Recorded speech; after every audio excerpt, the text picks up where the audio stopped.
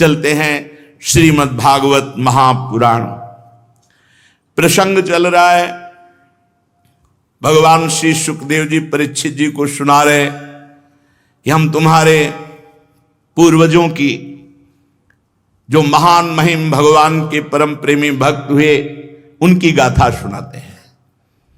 कल प्रसंग सुना, पांडव महाराज द्रुपद के यहां स्वयंवर में मत्स्यवेद करके द्रौपदी को प्राप्त किया। तो बड़े बड़े जो महारथी थे, इन लोगों ने विचार किया कि आखिरकार ब्राह्मण ही तो है ये, उनको पता नहीं चला था कि पांडुपुत्र पांडव हैं, ब्राह्मण ही तो हैं, इनको मिल करके घेरो और परास्त करो, त्रिभुवन सुंदरी द्रौपदी को जीत लो। तो कुछ विद्वान जो राजा थे उन्होंने कहा वहां तो बहादुरी नहीं चली थी मत्स्यवेद में, और जब मत्स्यवेद कर दिया और द्रौपदी को प्राप्त कर लिया तो अब छीनने का उद्योग करते, तुम्हारी बुद्धि मारी गई। जो धर्मात्मा राजा थे वो बिना लड़े चले गए, लेकिन ये कौरव पक्ष दुर्योधन द्रौपदी की सुंदरता को देख करके आकर्षित हो गया था, बावरा हो गया था, लेकिन मत्स्यवेद से तो प्राप्त नहीं कर पाए। तो कर्ण आदि से प्रार्थना की। बड़े बड़े वीर इसके साथ थे, पांडवों पर चढ़ाई कर दी। 5 पांडव, भीम ने और कोई अस्त्र की जरूरत नहीं थे, पेड़ उखाड़ा, मार मार करके सबको भगाया। कर्ण अर्जुन के तीखे बाणों से विह्वल होकर भाग चला। जब सब भाग चले तब दिमाग गया कि हो ना हो पांडव जीवित हों और ये पांडव ही हों। दुर्योधन ने कहा मैं सत्य कहता हूं, इतना बलशाली केवल भीम ही हो सकता है, दूसरा कोई नहीं। कर्ण ने कहा मुझे त्रिभुवन में कोई अगर परास्त कर सकता है तो केवल अर्जुन, ये पांडव ही हैं। बड़े छिन्न भिन्न अंग सब हस्तिनापुर पहुंचे। जब ये चर्चा सुनी तो भीष्म जी ने और महाराज विदुर जी धृतराष्ट्र को बोले कि जानते हो पांडव बलवान है, वैर करना उचित नहीं, सम्मान पूर्वक बधू और पांडवों को और कुंती को हस्तिनापुर बुलाया जाए। सम्मति हुई। पूरे राज वैभव के साथ द्रुपद नरेश के यहां श्री द्रौपदी जी और पांडवों को, कुंती जी को सम्मान पूर्वक हस्तिनापुर लाया गया। द्रौपदी के सौंदर्य को देखकर कोई भी कौरव संतुष्ट नहीं था, जलन थी कि भारी बलशाली पांडव और ऐसी त्रिभुवन सुंदरी उनको पत्नी मिली। जब ये गांधारी की दासियों ने गांधारी को बताया कि अगर महल में कुलवधू ज्यादा दिन तक रही तो उपद्रव छा जाएगा, आपके पुत्र संतुष्ट हैं। गांधारी जी ने धृतराष्ट्र जी को प्रेरित किया कोई उपाय करो। धृतराष्ट्र जी ने विदुर जी और भीष्म जी की सहमति से युधिष्ठिर जी से कहा कि इंद्रप्रस्थ नाम का हमारा स्थान है, हमें लगता है कि तुम सबको वहीं शोभा बढ़ानी चाहिए। तुम सब जवान हो, कौरव भी जवान हो रहे, कौरव की भी अपनी लालसा है, कहीं ऐसा ना हो कि तुम्हारे में बैर हो जाए बेटा, इसलिए इंद्रप्रस्थ। इंद्रप्रस्थ खंडहर था, शोभा शून्य स्थान। लेकिन जिस समय भगवान के महाभागवत पांचों पांडव पहुंचे तो अर्जुन अपने बल विक्रम से त्रिभुवन को पराजित करने की सामर्थ्य रखने वाले हैं। इस मृत्यु लोक को क्या भगवान नर नारायण के अवतार हैं, कोई साधारण थोड़ी है। अर्जुन जी ने अकेले गांडीव के बल से इंद्रप्रस्थ को हस्तिनापुर से भी सुंदर सजा दिया, जीत जीत करके राजाओं का वैभव। और फिर भगवान पधारे तो राजसूय यज्ञ का विधान बना। राजसूय यज्ञ जो पूरे राजाओं पर विजय प्राप्त करके उनसे कर ले सके वही कर सकता। अर्जुन अकेले गांडीव के बल से सबको परास्त करके सब राजाओं को। मायासुर बहुत प्रभावित था तो उसने राजसूय यज्ञ में एक ऐसी सभा रची थी जहां जल था वहां बिल्कुल थल नजर आता, पृथ्वी, जहां पृथ्वी थी वहां बिल्कुल निर्मल जल नजर आता। राजसूय यज्ञ हुई, कौरव भी आए, इतना खजाना इकट्ठा हुआ कर रूप में। दुर्योधन देखकर जल गया। ऐसा वैभव जो देवराज इंद्र का जैसे वैभव, त्रिभुवनपति। अब एक दिन उस सभा में सब बैठे हुए थे, ऊपर से द्रौपदी जी अपनी दासियों के साथ, तो ये दुर्योधन अपने भाइयों के साथ चला, तो देखा कि जल है, तो धोती समेट ली, तो सब हंस पड़े क्योंकि वहां थल था, एक बूंद पानी नहीं। आगे देखा पृथ्वी, तो धोती छोड़ दी, अब पानी में झम से गिर पड़ा। यद्यपि लोगों की कहावत में ऐसा है, क्या महाभारत में सामने नहीं पड़ा कि अंधे के अंधा होता है, ऐसा बोलने के कारण दुर्योधन को क्रोध आया, ऐसा नहीं, महाभारत में नहीं पड़ा, कहावतों में ऐसा कहा जाता है। उपहास किया, द्रौपदी आदि खूब हंस पड़ी, भीम और ये सब। महाराज युधिष्ठिर बहुत गंभीर शांत, उनका ये क्या कर रहे हो, सांप को छेड़ना, उसका उपहास कर रहे हो। युधिष्ठिर जी आए, नए वस्त्र पहनाए और गले से लगाया, भाई ये मायासुर के द्वारा रची हुई सभा है, जिसमें जल में थल, थल में जल का ऐसा भान होता है। जाकर के दुर्योधन न खाना न पीना, उदास बैठ गया। मामा शकुनी की याद की, शकुनी को बुलाया, कहा मैं जी नहीं सकता, मैं प्राण त्याग दूंगा। पांडवों का ऐसा वैभव, हस्तिनापुर का वैभव कुछ नहीं उनके सामने, कोई उपाय करो, पांडवों का वैभव छीनो। नहीं, मैं अपने प्राण त्याग दूंगा। बहुत प्यार करता था शकुनी दुर्योधन को। उसने कहा एक उपाय है, यदि महाराज धृतराष्ट्र आदेश करें और वो जुआ खेले आके, तो हम अपने पासों को सिद्धि के बल से, सात अनुकूल पासे हमारे पड़ेंगे, प्रतिकूल उनके पड़ेंगे, पूरा इंद्रप्रस्थ का वैभव हम छीन लेंगे। बाणों से छीनने की सामर्थ्य तो न तुम में है और न त्रिभुवन में किसी के है, पासों से हम छीन लेंगे।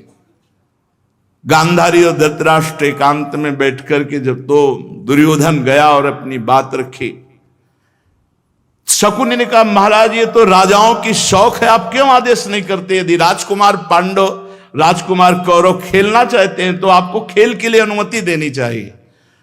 विदुर जी ने कहा इस खेल में सर्वनाश दिखाई देता है, महाराज आप अनुमति मत देना। शकुनी ने कहा महाराज इंद्रप्रस्थ का सारा वैभव कौरवों का हो जाएगा।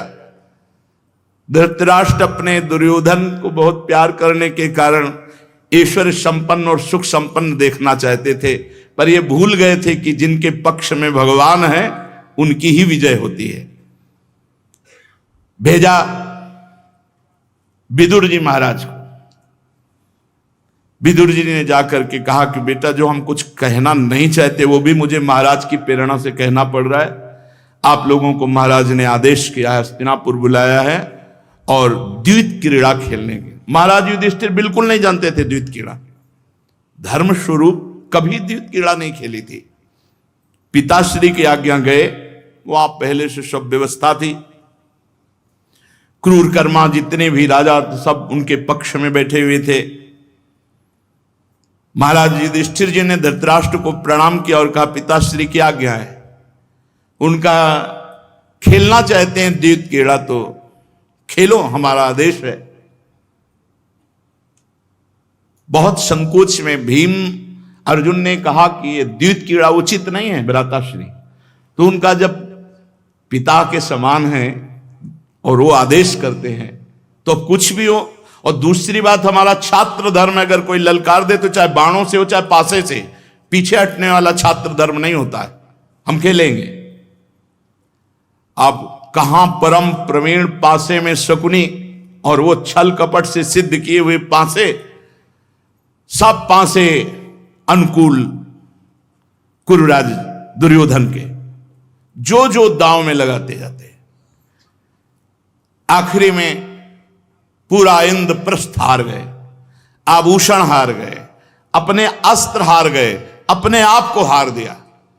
शकुनी ने कहा एक पासे में पूरा वापस हो सकता है, द्रौपदी तुम्हारी तरफ से, और पूरा वैभव हस्तिनापुर इंद्रप्रस्थ सब हमारी तरफ से।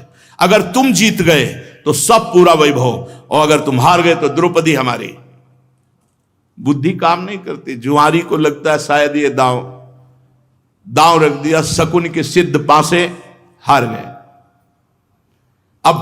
बड़ा मजाक हुआ कि द्रौपदी दासी है और मैं जीत चुका हूं, जाओ मेरी इच्छा है उसको सभा में लाओ, निर्वस्त्र करके हमारी जंघा पे बैठा लो। दुर्योधन से ताल ठोक। भीम खड़े हुए और कहा कि भैया ऐसा लगता है तुम्हारी भुजा उखाड़ करके आग में फेंक दूं युधिष्ठिर से। आज मैं जितना परास्त हुआ उतना शायद जीवन में नहीं होऊंगा, आपके कारण परास्त हुआ। द्रौपदी रखने लायक वस्तु है जुआ में। अर्जुन ने कहा भैया सभ्यता का प्रयोग करो, महाराज धर्म से चलने वाले हैं, आप उनको ऐसा कोशिए मत, बैठ जाइए। तो अब बैठते बैठते कहा कि दुर्योधन जिस ताल को तू ठोक रहा है जांग को, उसी ताल को मैं अपनी गदा से चूर चूर करूंगा। प्रण करता हूं इस सभा में। दुशासन को आदेश किया। दुशासन पहले दूत को भेजा। उस समय वो मासिक धर्म में थी। मासिक धर्म रजस्वला में एक वस्त्र धारण किए जाते। दूत ने जाकर कहा क्षमा कीजिए, हमारे मुंह से बात भी निकलना बहुत कठिन है, आपको महाराज सभा में बुला रहे हैं। तो उन्होंने कहा कि दूत तुम जानते हो जब स्त्रियां रजस्वला में होती हैं तो सभा आदमी नहीं जाती हैं, बोल दो जाकर के, आखिरकार वो देवर ही हमारे हैं, हमारी विनय कह दो या आदेश कह दो, इस स्थिति में मैं सभा में नहीं आ सकती। वो जाके बोला तो दुशासन ने कहा कि आदेश और विनय की यहां नहीं, भैया तुम आदेश करो, मैं उसके बाल पकड़ के घसीटता हुआ लाता हूं। ये अब इस समय वो महारानी नहीं दासी है हमारी। कर्ण ने कहा कि बहुत गलत शब्द बोले थे। ये कहां लोक लज्जा ऐसी की होती जिसके 5 पति हैं, जाओ निर्लज्ज को सभा में ला। दुशासन जब नजदीक गया और छूने के लिए तो उन्होंने कहा कि तुम हमारे देवर हो, अपवित्र व्यवहार नहीं कर सकते हो। उनका तुम हार चुके हैं पांडव, इसलिए तुम हमारी दासी हो। बाल पकड़ा और घसीटते हुए वो बार बार महारथी दुशासन तुम्हें उचित नहीं है, सभा में ले जाकर के खड़ा कर दिया। विश्वास था कि इतने महारथी पति हैं, इनके सामने हमारा बाल बांका नहीं हो सकता, लेकिन उन्होंने सर उठा के भी द्रौपदी की तरफ नहीं देखा, क्योंकि धर्मात्मा है और हार चुके हैं तो उसको स्वीकार किए हुए है। देखा है भीष्म जी, बड़े बड़े महापुरुष सब सभा में बैठे हैं, उनका एक बात मैं पूछती हूं, क्या महाराज अपने को हारने के बाद मुझे दांव में लगा सकते हैं? स्वयं जब हार चुके हैं अपने आप को तो मुझे दांव में लगा सकते हैं? यदि मुझे पहले दांव में लगाया होता बाद में आप हारते तो मैं हारी मानी जाती। बोलो इस सभा में कोई, ये क्या धर्म है? कर्ण ने कहा ये ज्यादा बोलती, दुशासन निर्वस्त्र कर इसको, बैठा दुर्योधन की जंघा पर। दुशासन वस्त्र खींचने लगा। कोई उत्तर सभा में नहीं, कोई बचाने वाला सभा में नहीं। कैसी परिस्थिति! आखिरकार भुजाओं से भी पकड़ा। जब देखा कि 10,000 हाथियों का बल रखने वाला दुशासन, तो दांत से पकड़ा, फिर छोड़ दिया। यह है आखिरी स्थिति। हे गोविंद, हे द्वारिकावासी, उसी समय भगवान का तेज प्रकट हुआ और द्रौपदी के वस्त्र में भगवान समा गए।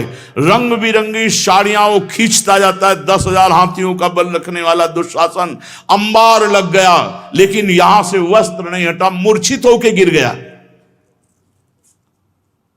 तब गांधारी आई, द्रौपदी जी को गले से लगाया और धृतराष्ट्र कहा वो वैसे ही तुम्हारे नेत्र नहीं, ये सर्वनाश कर देगी, ये देवी है, इसका अपमान सभा में होना मानो कौरव वंश का विनाश होना है, क्षमा मांगो, जल्दी से इसको संतुष्ट करो। नहीं, मैं जानती हूं पतिव्रता में कितनी सामर्थ्य होती है, क्योंकि गांधारी पतिव्रता है। धृतराष्ट्र ने कहा बेटा जो तुम्हारी इच्छा हो मांग लो। उनका हमारे पतियों के अस्त्र वापस किए जाएं और जो हमारे पतियों का वैभव है वही सम्मान दिया जाए। बोले मैं सब ज्यों कहते हूं सब वापस करता हूं, बस तुम क्षमा कर दो। राजी हुई, रथ पर बैठे इंद्रप्रस्थ की तरफ चल पड़े। आधी दूर गए, शकुनी दुर्योधन सब धृतराष्ट्र जी से कहा हम जीत गए थे, आपने वापस क्यों कर दिया? एक बार दांव के लिए बुलाओ, एक बार पुनः वापस बुलाओ, हट कर लिया, फिर आदेश हुआ, रास्ते से वापस, इंद्रप्रस्थ के रास्ते से वापस बुला लिया और कहा एक दांव के खेलना है। 12 वर्ष का वनवास, 1 वर्ष का अज्ञातवास, जो हारे उसको स्वीकार करना। पांडव आपस में देखे कि ये चालबाजी है, हम लोगों को भारी दुख देने का प्लान है, अब करे तो क्या। आदेश धृतराष्ट्र का और युद्ध धर्म बैठ गए। वो उसके तो परम खिलाड़ी शकुनी जीत गए, दुर्योधन सब छीन लिया। द्रौपदी जी ने प्रार्थना की समस्त वैभव ले लो, लेकिन हमारे पतियों का जो अस्त्र है वो नहीं। 12 वर्ष का वनवास, 1 वर्ष का अज्ञातवास, बड़ा संकटपूर्ण महापुरुषों को जीवन व्यतीत करना पड़ता है। जो धर्म से चलते हैं वही आखिरी में विजयी होते हैं, पर बड़ा कष्टप्रद होता है धर्म में चलना, क्योंकि विषयों की तरफ प्रवाहित होने में तो इंद्रिया और मन स्वयं लगी हुई, लेकिन धर्म चढ़ाई है पर्वत की तरह। अब महाराज के साथ शास्त्रों ब्रह्म ऋषि हो गए, युधिष्ठिर जी के साथ नगर के ब्राह्मण हो गए। वो सब जहां हमारे धर्मराज युधिष्ठिर रहेंगे वही हम रहेंगे। प्रजा को तो बहुत प्यार पूर्वक सम्मान पूर्वक वापस किया। आप हृदय में भगवान का ध्यान करते हुए आगे बढ़े। बहुत से ब्रह्म ऋषि साथ थे, द्रौपदी, 5 पांडव, माता कुंती को विदुर जी के यहां। एकांतवास जंगल में जो हुआ तो भोजन की समस्या, इतने ऋषियों को कहां से कंदमूल फल लाएं, और कोई जाने के लिए तैयार नहीं। और ऋषि जब तक पाएंगे नहीं तब तक महाराज धर्मराज हैं कैसे। खड़े होकर गंगा जी में भगवान सूर्य की तपस्या की। भगवान सूर्य प्रसन्न हुए और कहा मैं एक बटलोई देता हूं, जब तक द्रौपदी जी नहीं पालेंगे तब तक ये अक्षय रहेगी बटलोई। रोज हजारों लाखों करोड़ों को पवाओ, जो चाहो पवाओ, सब इसी बटलोई से निकलेगा। लेकिन द्रौपदी जी पाले तो फिर अब तो बड़े आनंद से वनवास। बड़े बड़े ब्रह्म ऋषि भगवान की कथा सुना रहे। मार्कंडेय जी पूरे रामचरित को सुनाया युधिष्ठिर जी को, बड़े बड़े महापुरुषों के पावन चरित्रों को सुना रहे। काफी समय व्यतीत हुआ, दुर्योधन को पता चला उनको कोई कष्ट नहीं, एक बटलोई मिली है, सारी समस्या का समाधान उसी से होता है। तो 4 महीने के लिए भगवान दुर्वासा जी हस्तिनापुर पधारे तो दुर्योधन रात दिन खड़े होकर उनकी सेवा की। बहुत प्रसन्न हुए, बोले वरदान मांग। तो बोले वनवास में हमारे भ्राताश्री हैं युधिष्ठिर, ये सांप टेढ़ी ही चाल चलता है, इतने बड़े महात्मा को प्रसन्न करके क्या मांग रहे हैं। कहा जब द्रौपदी भोजन कर लें तब आप 60,000 शिष्यों के साथ उनके यहां पधारें और उनका आतिथ्य स्वीकार करें, यही मेरी इच्छा है। तो उनका तथास्तु। ध्यान में देखा, जब द्रौपदी बटुलई में पा ली थी तब गए। महाराज युधिष्ठिर ने देखा दुर्वासा जी आए, साष्टांग दंडवत किया, महाराज 60,000 शिष्य। तो उनको था बटुलई में 60,000 क्या 60 करोड़ हो। तो उनका महाराज आतिथ्य स्वीकार करें, भोजन प्रसाद पाए। तो बोले बस स्नान करके आ रहे हैं, तैयारी करो। अब ध्यान आया बटलोई वाली बात, तो द्रौपदी से पूछा कि बटलोई उनका धोके रख दिया, वो तो पा लिया, मूर्छित हो गया। ऐसा क्रोधी महात्मा 60,000 शिष्यों के साथ कंदमूल फल की भी व्यवस्था नहीं हो सकती। और द्रौपदी जी ने कहा क्या हो गया। बोले बटलोई में तुमने पाके रख दिया, अब इनको कैसे। बोले बस एक बटलोई, इतना विश्वास, और अनंत ब्रह्मांडों का भरण पोषण मेरा श्री कृष्ण करता है। अरे अभी वो है, तुम मूर्छित कैसे हो गए। उठो, पुकारा श्री कृष्ण, पीतांबर फहराते हुए दौड़ते आया, कृष्णा। द्रौपदी बहुत भूख लगी। बोले समस्या जिस बात की है वही बात तो आप कर रहे हो ना। इस समय क्या है, क्यों बटलोई धो के रख दिया, लाओ बटलोई। कर तुम अकर तुम अन्यथा कर तुम, देखो हमारे श्री कृष्ण का प्रभाव। एक कोई परम पवित्र पतिव्रता बर्तन ऐसा मांगेगी कि जूठन रह जाए। दूसरी बात, सूर्य भगवान का वचन है, द्रौपदी के पाने के बाद कुछ नहीं बचेगा। दोनों बातें काटकर अपनी बात रखी कि उसमें शीत निकला। शीत लिया और मुख में रखा, पूरा ब्रह्मांड यहां से तृप्त हो गया। लाओ दुर्वासा जी को। भीमसेन से कहा जाके कहो सब बढ़िया बढ़िया पदार्थ तैयार है, महात्माओं आओ भोग पाओ। भीम ने कहा प्रभु यहां तो कुछ नहीं। बोले जाओ तो तुम। वहां गए तो सब महात्मा, आचमन करने की जगह नहीं थी दुर्वासा जी की। दुर्वासा जी ने कहा भोजन की बात मत करो, हम मतलब जितने शिष्य हैं इनसे पूछ। वो बोले गुरु जी यहां तक छके। तो दुर्वासा जी ने कहा वरदान मांगो, भोजन की बात मत करो। तो बोले दुर्योधन ने जिस उद्देश्य से भेजा था उसी उद्देश्य को वो प्राप्त हो। बोले तथास्तु। विनाश के भाव से भेजा था ना, विनाश को ही प्राप्त। ये बड़ा मार्मिक जीवन कष्टप्रद महाराज युधिष्ठिर का वनवास में। एक दिन एक ब्राह्मण भागता हुआ आया, महाराज मेरी अरण्य मंथन को मृग अपनी सींग पर टांग कर ले गया, अब मैं यज्ञ कैसे करूं। तो पांचों भाई हर दिशा में भाग करके वो अरण्य मंथन की खोज में, इतने में जयद्रथ अपने सेना के साथ उधर से निकल रहा था। तो पूछा है कौन सी ऋषि की कुटिया है। बोले ये आपके पांचों पांडव यहां निवास करते हैं। अच्छा कौन कौन है कुटिया में। बोले कोई नहीं, केवल द्रौपदी है। बहुत सुंदर द्रौपदी जी थी, यज्ञ से प्रकट हुई अग्नि स्वरूपा तेजोमयी देवी थी। जयद्रथ ये दुश्शला का पति, दुर्योधन का जीजा, रिश्ता भी लगता है। जो ही देखा द्रौपदी जी ने किए जयद्रथ तो अर्घा दे दिए, पर वो अपनी दुष्टता की चेष्टता, उन्होंने कहा पांचों पांडव इस समय उपस्थित नहीं, आप मर्यादा से बात कीजिए। तो उसने कहा हम बलियों को मर्यादा यही होती कि जो चाहे वो कर सकता है, बलवान पुरुष हर वैभव का भोग कर सकता है। और जबरदस्ती उठा करके द्रौपदी जी का वहां से अपहरण किया।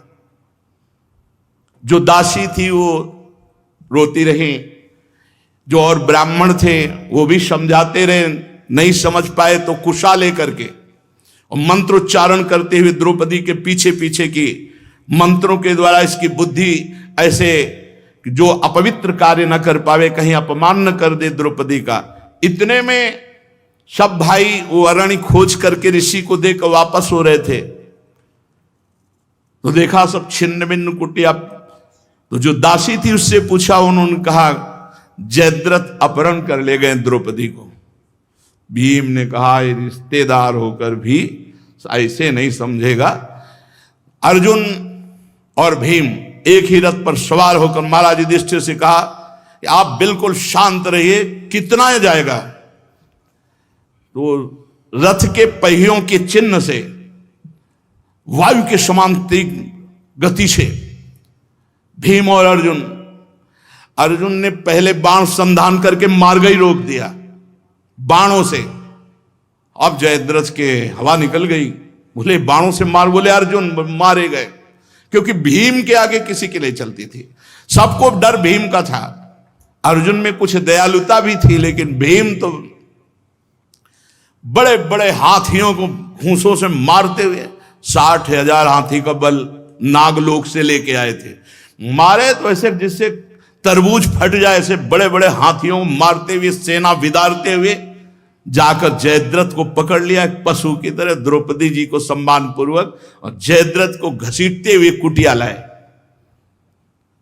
और महाराज से का आदेश कीजिए इसका भी सर उतार देते हैं। नहीं, ये हमारा बहनोई है, अपराध किया है लेकिन मारना नहीं, क्योंकि दुश्शला विधवा हो जाएगी।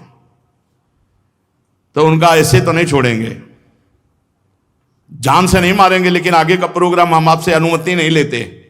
और घुटने के नीचे दबा के 5 जगह से बाल मुड़ा और बोले चिल्ला, यहां युधिष्ठिर का दास हूं, चिल्ला। बोले युधिष्ठिर का दास हूं। बोले जा सब सभा में, जहां भी सभा में जाएगा ऐसे दिखाएगा अपना गंजापन और दिखाएगा कि द्रौपदी का अपमान करने के कारण मैं इस दशा को प्राप्त हुआ हूं, मैं पांडवों का दास हूं। बोल जाके सभा में। सभा में तो नहीं गया, ऋषिकेश गया और अखंड तपस्या की भगवान शंकर की। भगवान शंकर को प्रसन्न किया भारी तप के द्वारा और कहा वरदान दीजिए कि 5 पांडवों का मैं वध करूं। भाई इतना नहीं, ये वरदान तो नहीं दे सकते। तो बोले एक वरदान दीजिए कि मैं एक दिन के लिए इतना बल कि मेरे सामने कोई टिकेगा नहीं। भगवान शंकर ने कहा यह देता हूं, वध का नहीं लेकिन यह देता हूं, जाओ। उसी में अभिमन्यु वध हुआ था, उसी वरदान की सुरक्षा में।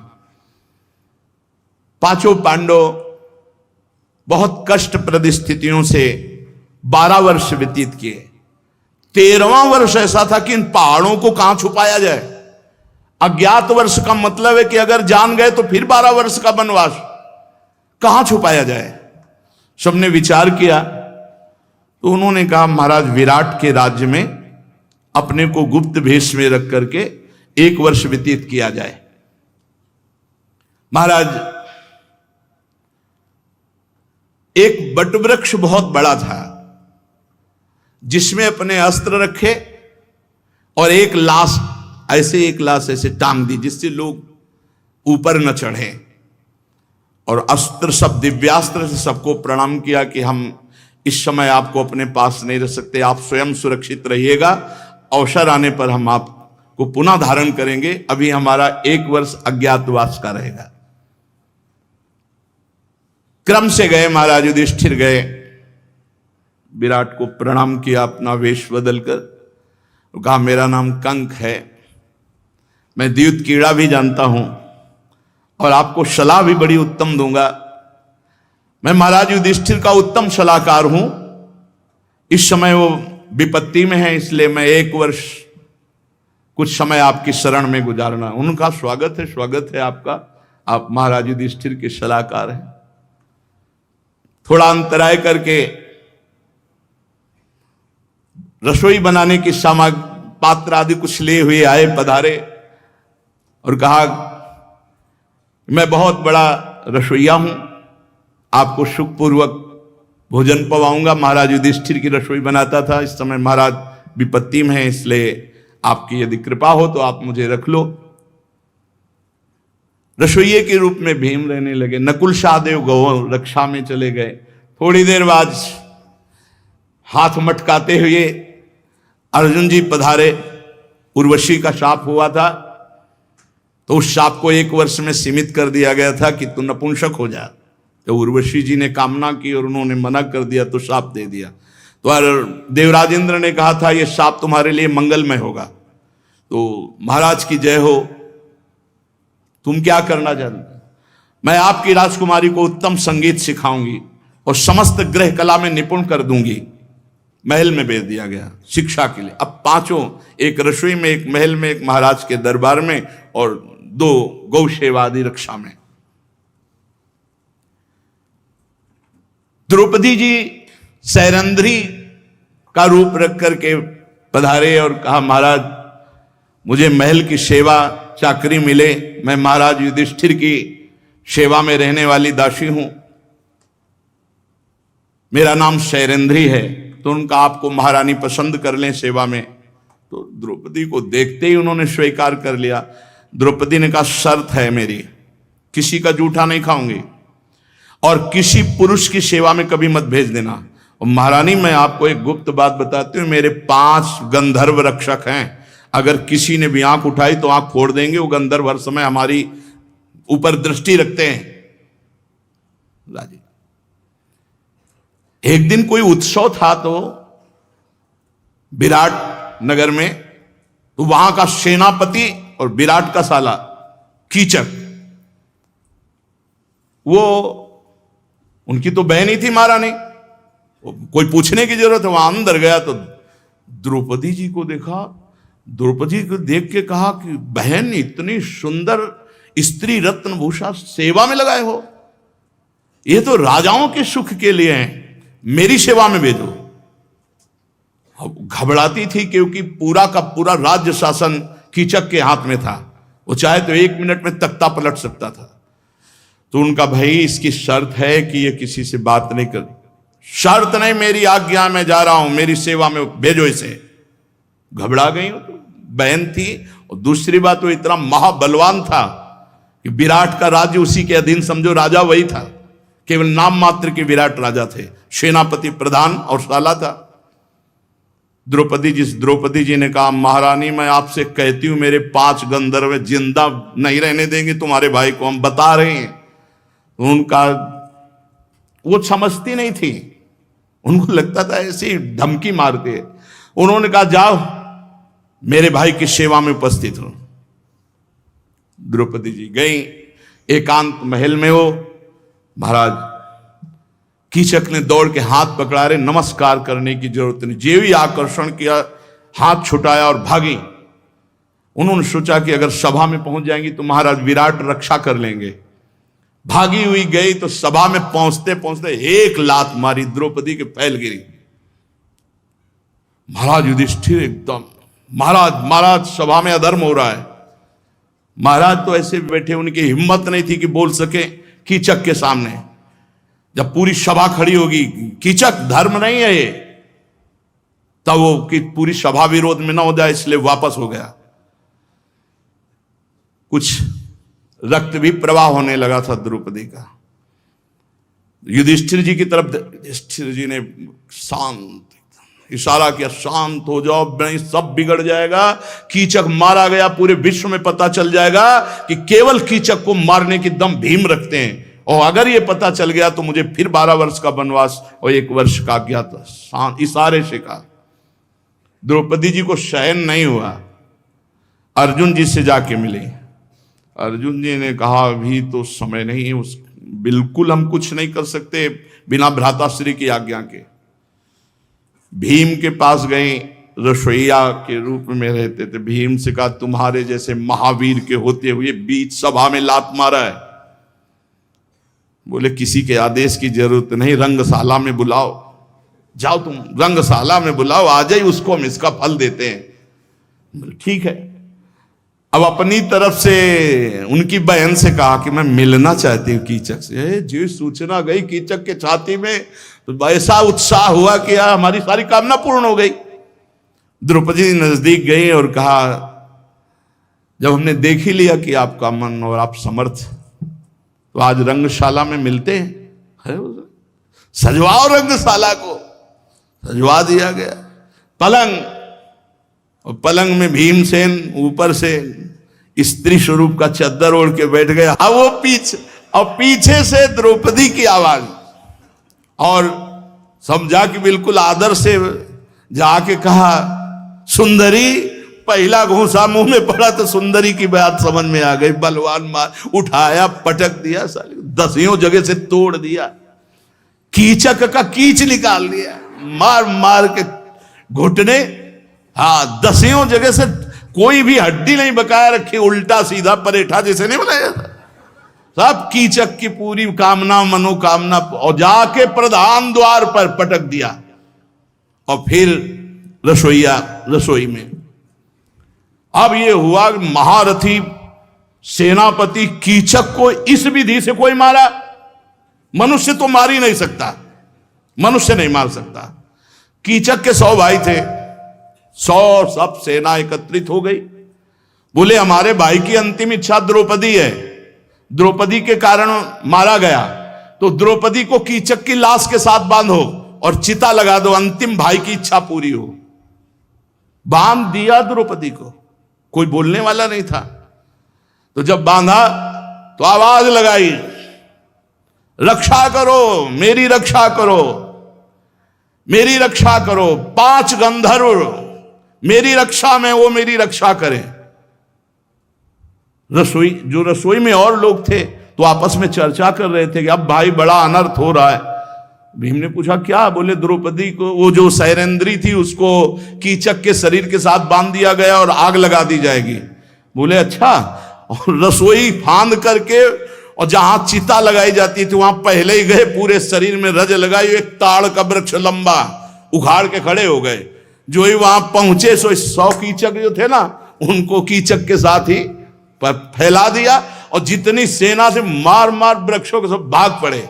द्रौपदी को छुटाया और कहा इस साधारण वाले मार्ग से आगे आगे चलो, और उनको घर भेज दिया। पूरा विनाश कर दिया कीचकों का। हम घुटने टेक करके विराट की पत्नी ने कहा, देवी मेरे सब भाई मार। तो बोले हमने बताया था ना 5 गंधर्व हमारी रक्षा में रहते हैं। जब कौरवों को यह पता चला कीचक मारा गया 100 भाइयों सहित, दुर्योधन ने कहा पक्का पक्का विराटनगर में 5 पांडव हैं, क्योंकि और किसी की सामर्थ्य नहीं। इस तरह से कीचक को मारना केवल भीम की सामर्थ्य है। अब ऐसे को थोड़ी बोले आक्रमण करो, उनकी गौओं को छीनो। तो अगर पांडव होंगे तो जहां पांडव होंगे वहां कोई विजय नहीं प्राप्त कर सकता, वो जरूर आएंगे। लगभग समय निकल चुका था, अज्ञातवास का भी पूरा होने वाला था। अब भीष्म जी, द्रोणाचार्य जी, अश्वत्थामा, कृपाचार्य, कर्ण सब तैयार हुए, क्योंकि दुर्योधन का आदेश। अब रथ में सब अपने अपने सज करके अलग अलग गौवें एरिया में रहती थी कि 10 लाख गौवें महाराज की इधर, 10 लाख उधर। तो जे ही पहली गौओं के बैच को हस्तिनापुर के सैनिकों ने अपने अंडर में किया, सूचना पहुंची विराटनगर में कि गौओं पर आक्रमण हो गया, वहां की गौवें छीन ली गई। सब गौओं की रक्षा अत्यंत आवश्यक है। अब सलाहकार युधिष्ठिर जी थे कंक के रूप में, तो उनका महाराज, अपने आप का महाराज, यदि विहंडला को सारथी बनाकर महाराज उत्तम जाए तो हस्तिनापुर पर जितने सैनिक आए सब पर विजय प्राप्त हो सकती है। क्या बात करते हो, नाच गाना कराने वाली विजय प्राप्त। और महाराज मेरी बात मान लीजिए, अगर उत्तम के साथ विहंडला सारथी बनकर के जाए तो विजय प्राप्त हो, तो तुमने उत्तम को नपुंसक समझ रखा है। अरे मेरा वीर पुत्र है। और महाराज फिर भी कहता हूं, जहां भीष्म, द्रोणाचार्य, कृपाचार्य, अश्वत्थामा, वो बात सुन। फिर लगा कि एक बार मान करके देखे, तो बुलाया बृहन्नला, तुम सारथी के कार्य को जानती हो? तो उनका महाराज रथी और सारथी सब कार्य जानती हो, एक बार अवसर दीजिए।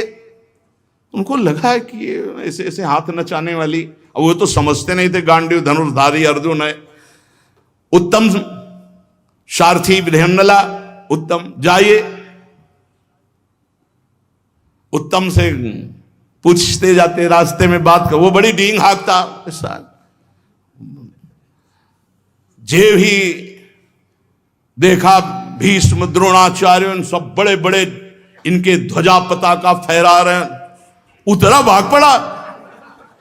बोला हम इनसे नहीं लड़ सकते। अरे बोले अब बेइज्जती की बात है, सारथी बन के मैं आया हूं, बिना विजय के वापस नहीं जाएंगे। उसको पकड़ के जबरदस्ती बैठाला कि बैठ।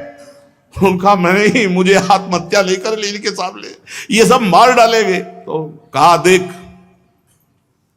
आप वो वृक्ष के पास ले चल। वहां गए, चढ़, लाशें हटाई, उतार गए। दिव्यास्त्र देखे, ऐसा बड़ा धनुष गांडीव। कहा आप कौन है? वो चुप, ये गांडीव निकाल, तोड़े निकाल, बांधा और कहा शेष वहीं रख दे। तो ये किसका? बोले महाबली भीम की गदा। ये ऐसे सब अस्त्र का परिचय बताया। बोले इसका मतलब आप अर्जुन हैं? बोले बस यही तो समझ ले। और चुपचाप बैठ और रथ हाँक और देख। जे ही अर्जुन ने टंकार किया, भीष्म जी ने कहा गांडीव की टंकार है। दूसरे धनुष में इतनी ताकत नहीं कि ये गड़गड़ाहट पैदा कर दे। अब इतने बड़े बड़े महारथियों को ऐसे खेल खेल में अर्जुन ने सबको मूर्छित कर दिया। और बोले सुनो, तुमने कहा था कि भीष्म और द्रोणाचार्य जी के वस्त्र लाएंगे गुड़िया बनाने के लिए, ले लो जाके, अब जाओ। अब वो डर रहा, बोले जाओ, सब मूर्छित है। जा जाके कहा भीष्म के वस्त्र मत लेना, भीष्म जी के वस्त्र मत लेना, और सबके वस्त्र। अब सैनिक गए, महाराज उत्तर की जय हो। हस्तिनापुर पर विजय प्राप्त की। जितने भी बड़े बड़े महावीर आए थे सबको परास्त कर दिया उत्तम ने, और बहन के लिए गुड़िया बनाने के लिए वस्त्र भी ले आए। विराट ने कहा मेरा पुत्र उत्तम। तो उन्होंने कहा महाराज जहां विहंडला जैसा सारथी है वहीं विजय हो सकती है। उन्होंने कहा कंक, उत्तम ने विजय प्राप्त की है। बोले महाराज जहां विहंडला जैसा सारथी, तो लिए हुए थे पांसे से, तो महाराज के ऐसे मुख में लगा और खून निकलने लगा। तो पहले उन्होंने कहा वही रोक देना बृहन्नला को, बिल्कुल प्रवेश ना होने पावे। युधिष्ठिर ने कहा वही रोक दो, और रक्त प्रवाह हो रहा था। पहले रक्त कैसे, अर्जुन का प्रण था अगर भाई युधिष्ठिर के एक बूंद रक्त को देख लेंगे तो विध्वंस कर देंगे। महाराज विराट को लगा कि मेरे से गलती हो गई क्या। तब उन्होंने कहा महाराज जिसे तुम बृहन्नला समझ रहे हो बृहन्नला नहीं, वो गांडीव धनुषधारी अर्जुन केवल समय व्यतीत करने के लिए आपकी शरण में रहे। आपने हमें समय दिया इसलिए आपको क्षमा करते। जानते हो मैं कौन हूं? चक्रवर्ती सम्राट का अभिषेक प्राप्त किए महाराज युधिष्ठिर हूं। विराट जी तो घुटने पे एकदम हो गए, क्योंकि वो महाराज अगर एक बूंद ये खून निकलता हुआ अर्जुन देख ले तो तुम्हारे पूरे राज्य को विध्वंस कर देगा, नष्ट कर देगा। इसलिए और अभी बोलना नहीं। जेवी पधारे, उत्तम महाराज की जय हो, आपने विजय प्राप्त की।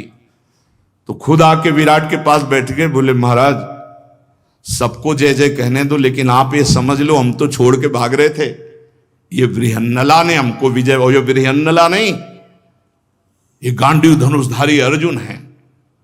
और विराट जी अर्जुन जी से प्रार्थना की कि आप सब पांडवों को हमने ऐसी निकृष्ट सेवा में रखा, जबकि आपको ऐसे सम्मान। तो उनका नहीं महाराज मैं आपका एहसान मानता हूं।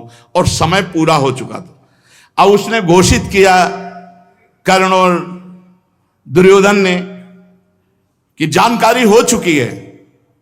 तो भीष्म जी ने गणित लगाए, बोले 12 वर्ष वनवास, 1 वर्ष अज्ञातवास पूरा हो चुका है।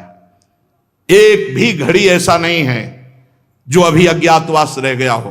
पांडव अपनी पूर्ण जो प्रतिज्ञा थी उसका पालन किया। अब आप वापस कर दो, राज्य को वापस कर दो, क्योंकि आपका था प्रण। 12 वर्ष वनवास, 1 वर्ष के अज्ञातवास के बाद हम राज्य वापस कर देंगे, वापस करो। तो उनका नहीं वापस करेंगे। का आधा राज्य दे दो, का आधा भी नहीं देंगे। इसका मतलब युद्ध। तो भगवान ने कहा एक बार हम जाकर के निवेदन करते हैं। भगवान श्री कृष्णचंद्र जी संधि दूत बन करके कौरवों के पास गए और वहां सभा में कहा कि आप लोग सब जानते हैं कि आपका जो द्यूत कीड़ा का प्रतिज्ञा थी उसमें कि 12 वर्ष का वनवास, 1 वर्ष का अज्ञातवास इन लोगों ने पूरा किया। अब आपको पूरा राज्य दे देना चाहिए। नहीं तो फिर आधा राज्य दे दीजिए, नहीं तो 5 गांव दे दीजिए, 5 गांव में 5 पांडव अपना। तो उस जातीय दुर्योधन ने क्या कहा, सुई अग्रे न केशवा बिना युद्धम, बिना युद्ध के। भगवान ने कहा तथास्तु, अगर युद्ध ही तुम्हें चाहिए तो फिर युद्ध होगा। भगवान श्री कृष्णचंद्र जी का अवतार ही हुआ है जो अधर्म पक्ष में अपनी वृद्धि चाहते हैं, उनका विनाश करने के लिए। यदा ही यदा ही धर्मस्य ग्लानिर्भवत भारत अभ्युत्थानम अधर्मस्य तदात्मानं सृजाम्यहम् परित्राणाय साधूनां विनाशाय च दुष्कृताम धर्म संस्थापनार्थाय संभवामि युगे युगे। भगवान श्री कृष्णचंद्र जी के बल से यद्यपि पांडवों के पास 7 अक्षौणी सेना एकत्रित हुई और कौरवों के पास 11 अक्षौणी सेना एकत्रित हुई, पूरा कुरुक्षेत्र भरा हुआ है। अर्जुन जी भगवान जी से कहते हैं कि मैं एक बार देखना चाहता हूं कि मेरे साथ लड़ने के लिए कौन कौन योद्धा आए हुए हैं। भगवान बीच युद्ध क्षेत्र में रथ ले जाते हैं और कहते हैं देख अर्जुन देख। भगवान का देख कहना था कि अर्जुन के अंदर मोह का प्रवेश होना था। अर्जुन ने देखा ये वो द्रोणाचार्य जी हैं जो हमें प्रत्यंचा चढ़ाना सिखाते, ये वो भीष्म जी हैं जो उन्होंने अंगुली पकड़ के चलना सिखाया, ये वो कृपाचार्य जो मुझे गोद में बैठालकर शिक्षा दी, इनसे मैं युद्ध करूंगा, अपने परिवार, अपने रिश्तेदार, अपने नातेदार को मारूंगा। भगवान से कहा पूरी गीता जी का यहीं से प्रादुर्भाव भगवान की दृष्टि से हुआ। देख अर्जुन, इसी से हुआ। अर्जुन जी ने कहा प्रभु मैं संन्यास लेकर के भीख मांग कर खाना उचित समझता हूं। अगर ये उचित समझते थे तो दिव्यास्त्र क्यों संग्रह किया? आप समझिए, इतना भी मोह नहीं था अर्जुन के अंदर। दिव्यास्त्रों का संग, जो भगवान शंकर को अपने बाहुयुद्ध से संतुष्ट कर दे, वो महावीर मोह को कैसे प्राप्त हो सकता। लेकिन कर तुम अकर तुम अन्यथा कर तुम, भगवान ने जब कहा देख, क्योंकि भगवान जगत को गीता जी जैसा अमृत पान कराना चाहते थे, तो अर्जुन जी को मोह हो गया। भगवान श्री कृष्णचंद्र जी ने तब तक उपदेश नहीं किया जब तक अर्जुन ने ये स्वीकार नहीं किया कि मैं शिष्य हूं आपका, आपकी शरण। कार्पण्य दोषो प्रहत स्वभावा प्रछामि त्वाम धर्म सम्मूढ़ चेता। प्रभु, मैं कायरता रूपी दोष से युक्त हो रहा हूं, मेरी मूढ़ता बढ़ती चली जा रही, मेरा परम श्रेय कल्याण क्या है। शिष्यस्तेहं साधिमाम त्वं प्रपन्नम, मैं आपकी शिष्य हूं, आपका शरणागत हूं, आप कृपा कर। भगवान ने 18 अध्याय गीता अमृत का अर्जुन जी को पान कराया, फिर सुदृढ़ ज्ञान संपन्न करके, महान स्थिति प्रदान करके, नष्टो मोहा स्मृतिर्लब्धा तत्प्रसादान मयाच्युता, फिर युद्ध हुआ। युद्ध में सदैव धर्म की और अधर्म की जो दुर्वृत्तियां होती हैं, उनमें विजय धर्म की होती है। बीच में लड़खड़ाहट कितनी भी आवे, धृतराष्ट्र जी ने पूछा, संजय तुम्हें भगवान व्यास देव जी ने त्रिकालज्ञ बना दिया है, इस समय तुम दिव्य दृष्टि संपन्न हो, तुम ये बता सकते हो कि विजय किसकी होगी? बोले हाँ, यत्र योगेश्वरा कृष्णो यत्र पार्थो धनुर्धया तत्र श्री विजयो भूतिर्धुआ नीतिर्मतिर्मम। जहां योगेश्वर भगवान श्री कृष्ण है और धनुर्धारी अर्जुन है, अर्थात कर्तव्य पालन करने वाले, वहीं श्री विभूति विजय सब कुछ वही है।